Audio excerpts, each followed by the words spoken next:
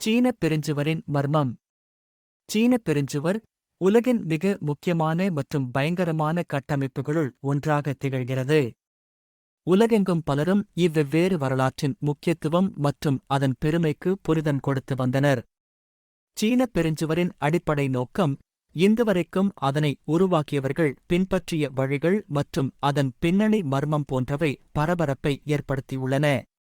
13,000 மைல்களையும் கடந்த இக்கட்டமைப்பின் செயல்பாடு, அதன் சூழலின் வழியாகவும் அதன் முக்கியத்துவம் மூலம் பல்வேறு மர்மங்களை உடையதாக இருக்கின்றது.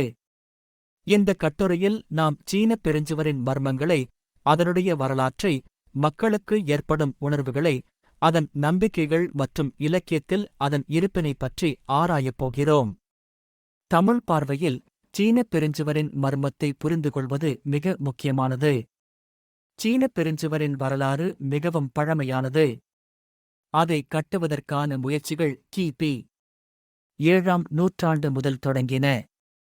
அதன் முதன்மையான நோக்கம், வடக்கிலிருந்து வந்த பிரமாண்டமான நோமாடிக் கொள்ளையடிப்பார்களுக்கு எதிராக நாட்டின் பாதுகாப்பை உறுதிப்படுத்துவதாக இருந்தது.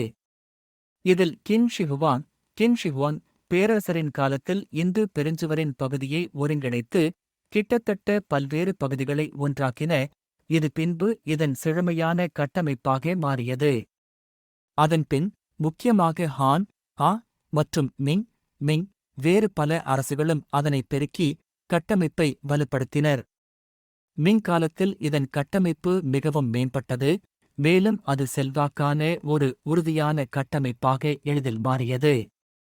சீனப் பெருஞ்சுவரின் கட்டமைப்பை உருவாக்குவதில் அப்படி இவ்வளவு பெரிய மற்றும் சூழலை முந்திய கட்டிடங்களை உருவாக்கினார்கள் என்ற கேள்வி எப்போதும் பரபரப்பை ஏற்படுத்தி வருகிறது.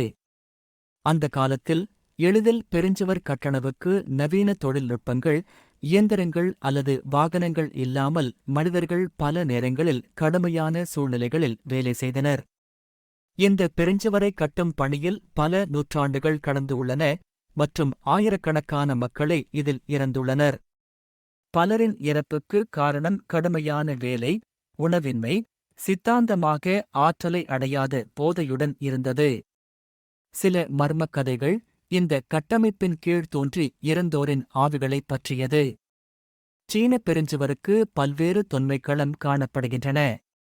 பரபரப்பான கதைகள், வேதனைகள் மற்றும் மர்மங்கள் சீன இத்தகைய உயர்ந்த கட்டிடத்தை மேலும் மர்மமாக்குகின்றன. ஒன்றின் பிரபலமான கதைகள், இது அதிகளவில் உருவாக்கப்பட்ட காலத்தில் சென்று புகழப்பட்ட மெங் ஜியங்குனோ என்ற பெண் குழந்தையின் கதையாகும். அவரது கணவன் குறைந்தபட்சம் பணி செய்யும் போதும் மரணமடைந்தார். அதன்பின் அவர் தனது கணவனின் எம்பனை தேடிச் சென்றார்.